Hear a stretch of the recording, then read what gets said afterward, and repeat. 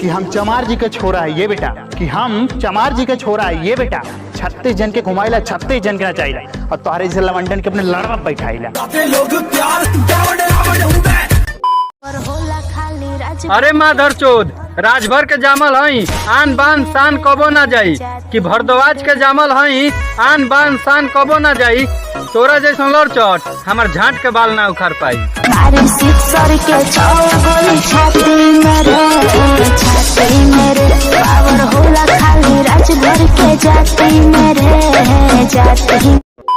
कि हमनन से टकराइबा बहुत पेला जाइबा बेटा, याद रखे आप केहू ना बा केहू से कम।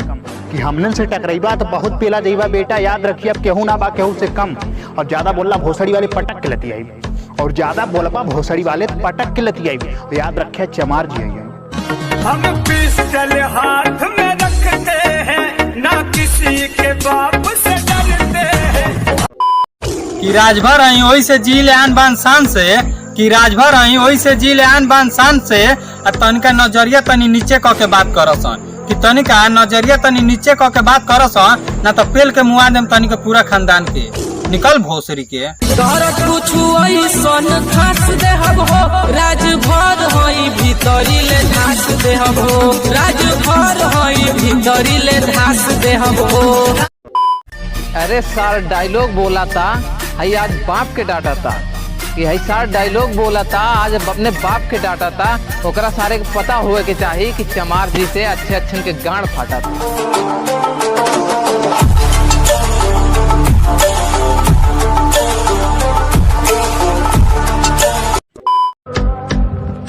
गली में कुत्ता रुए शमशान में रुए भूत, गली में कुत्ता रुए शमशान में रुए भूत। राजभर जी से जले वाला तनी के माई के समझदार हो सन, समझ गए हो बसन।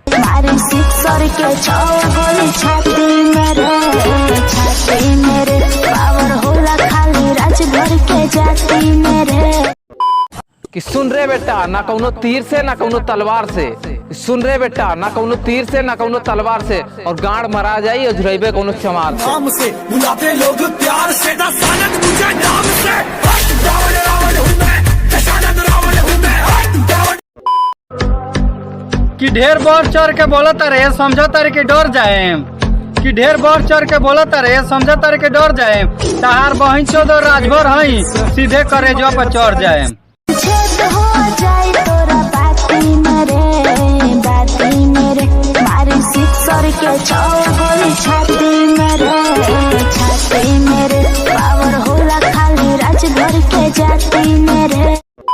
का रे सुनलिए धमकी देता रे कि घर में बैठल बैठल फाड़ देव।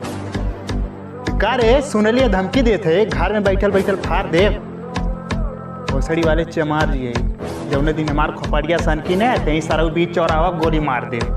हम पिस्टल हाथ में रखते हैं, ना किसी के बाप से डरते हैं। हम रे सुन, ना केहू से डरल बा ना केहू से डेराइब, ना केहू से डरल बा ना केहू से डेराइब। राजभर आई रे भोसड़ी वाला घर में घुस के लतियाए। खास दे हो, राजभर हई भीतरी ले धास दे हो, राजभर हई भीतरी ले धास दे हो। कि हमसे कोई टक्कर ले ले किसी की औकात है क्या? कि हमसे कोई टक्कर ले ले किसी की औकात है क्या? भोसड़ी के चमार हैं हम, भोसड़ी के चमार हैं हम, हमसे उलझना मजाक है क्या?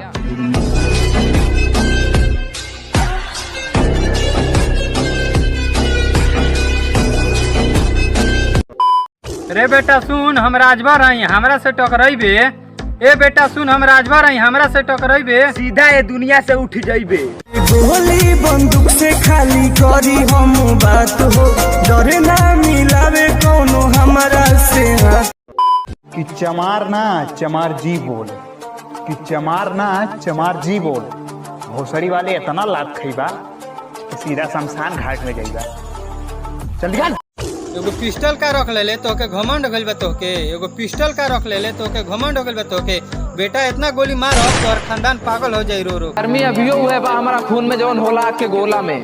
कि सुन रहे बेटा, गर्मी अभियो हुए हमारे खून में बा जवन होला आग के गोला में। और अगर ज्यादा तोरे दहिया में चर्बी चढ़ गई बा तो आज ही हमारे चमार जी के टोल।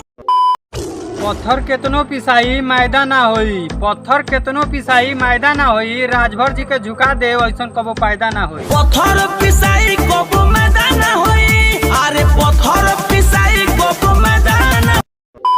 कि सुन रे बाबू, जात पात के बात बंद कर।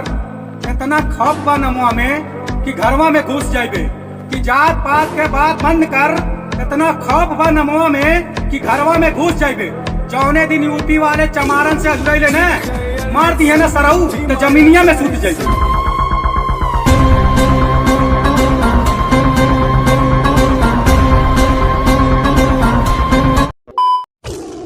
न तीर देम न तलवार देम, न तीर देम न तलवार देम। और राजभर जी के कुछ उल्टा सीधा बोलला ना ये तोहार बहन दो कि राजभर जी के कुछ उल्टा सीधा बोलला ना ये तोहार बहन दो तो ध के तो के बीचों में से फाड़ देम।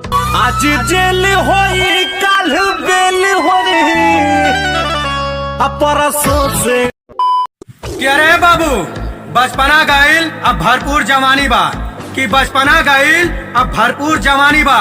अगर चमार जी के छुअला ना बाबू तो जर जाइबा, काहे से खून खानदानी बा। Dzikая lwica, ty moja caryca, sokół marihuana меня зачаровала. ते मारे के धमकी देता रहे हम सीधे गोली मरवा देम, ते मारे के धमकी देता रहे हम सीधे गोली मरवा देम। और राजभर जी के कुछ उल्टा सीधा बोललो ना ये तोहार बहन दो तोर पूरा खानदानवे जलवा देम। हम पिस्टल हाथ में रखते हैं ना किसी के बाप से डर।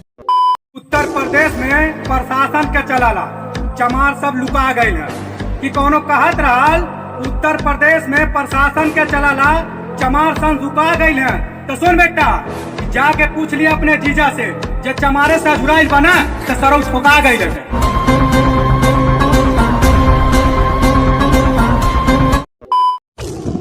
ते सबसे बोल पर राजभर जी से बोलबे तो ऐठ जइबे, ते सबसे बोल पर राजभर जी से बोलबे तो ऐठ जइबे। आ मरवा देम कोई के गोली के राय ऑफिशियल भाई से सारे गणिया लेके बैठ जइबे। जब 16 साल का था खलनायक देख ली रहा उस दिन तक